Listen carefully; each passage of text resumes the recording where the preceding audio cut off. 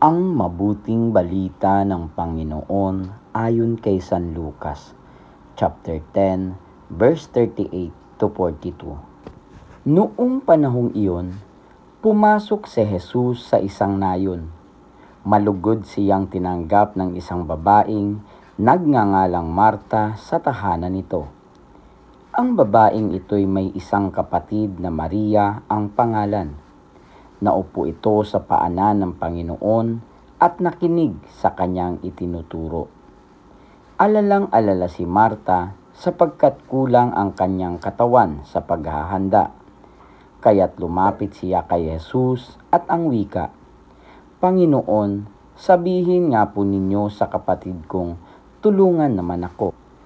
Ngunit sinagot siya ng Panginoon, "Marta, Marta, naliligalig ka at abalang-abala sa maraming bagay. Ngunit isa lamang ang talagang kailangan. Pinili ni Maria ang lalong mabuti, at ito'y hindi aalisin sa kanya." Ang mabuting balita ng Panginoon. Pinupuri ka namin, Panginoong Hesukristo.